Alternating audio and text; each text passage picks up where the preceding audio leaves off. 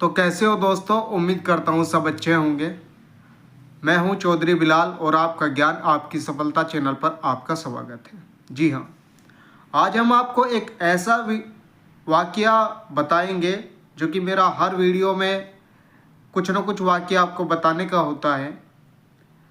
एक ऐसा वाकया जिसके सुनने से आपकी अकल और आपकी समझ ठिकाने आ जाएगी, समझ आ जाएगी, इल्म हो जाएगा, जानकारी हो जाएगी।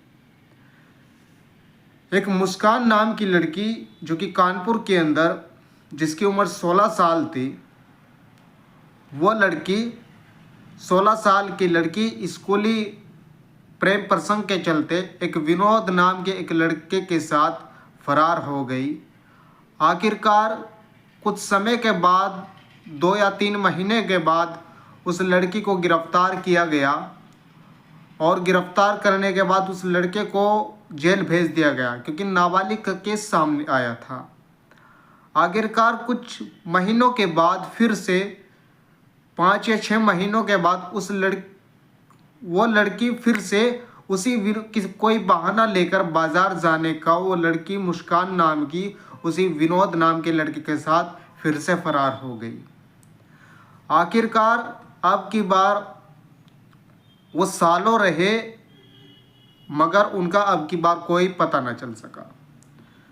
जब मुस्कान नाम की लड़की के हामिल रुक गया, मतलब गर्भवती हो गई, तो विनोद नाम के उस लड़के ने उसको धोखा दे दिया। आखिरकार धोखा खाने के बाद वही लड़की जब ज़्यादा सैड हो गई तो विनोद नाम के उसी के दोस्त ने, जिसका नाम सागर था, उसने उस लड़की को दिलासा दिलाया और दिलाने के बाद उसने उससे कहा कि मैं विनोद नाम के अपने दोस्त को समझाऊंगा। आखिरकार समझाने के बहाने उस लड़की और जो सागर था, उनका दोनों का आपस में ज़्यादा से ज़्यादा मिलन होने लगा और आखिरकार वो सागर के साथ प्रेम लीला में सज गई। अब सागर ने भी उसके साथ 2-2.5 साल पूरा प्रेम प्रसंग बनाया, मगर जब मुस्कान नाम की वो लड़की शादी की जद्दोजहद करने लगी उसके साथ, तो सागर नाम के उस लड़के ने भी उसको ब्रेकअप दे दिया, उसको धोखा दे दिया। आखिरकार लड़की 2.5-3 साल होने के बाद अपने घर वापस आई, मगर तब तक बहुत देर हो चुकी थी। आखिरकार घर वालों ने उसे घर में घुसने नहीं दिया और उसको हमेशा के लिए बाय बाय कह दिया। अब वो लड़की वापस लौटी और लौटने के बाद उसने कानपुर के एक होटल में सुसाइड कर लिया। तो अब यहाँ पर देखने को मिलता है कि एक मुस्लिम लड़की कैसे फरार होती है और एक हिंदू लड़के के साथ। यहाँ पे कुछ लोग धर्म की नज़र से इस केस को देखेंगे, जबकि मैं इस केस को धर्म की नज़रों से नहीं देखता, क्योंकि हवस और गंदे काम और गंदी सोच हर मज़हब के अंदर होती है, हर मज़हब के नागरिकों के अंदर होती है। मज़हब के अंदर नहीं होती, मज़हब के नागरिक जो सदस्य होते हैं उनके अंदर होती है। सभी के अंदर तो नहीं, लेकिन कुछ लोग होते हैं जो कि इन चीज़ों से, धार्मिक मामलों से परे होते हैं।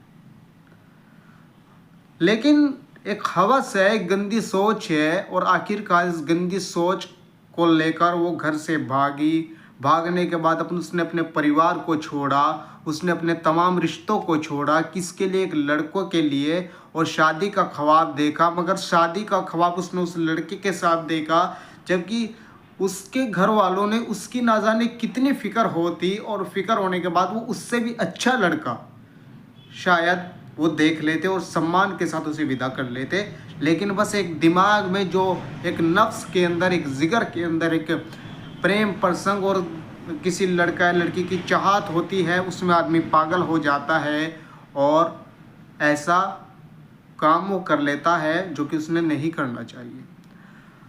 आखिरकार मैं इस मंज़र को हिंदू मुसलमान की नज़र से नहीं देखता, क्योंकि ये एक गंदी सोचों का एक गंदा काम होता है जो कि समाज को और धर्म को अपनी चपेट में ले लेता है, और यहीं से इन्हीं लोगों की वजह से, इन्हीं लड़का और लड़की की वजह से गंदा माहौल बन जाता है। तो ये ऐसे लोग हर उसमें पाए जाते हैं जो कि बिल्कुल सरासर गलत है। आखिरकार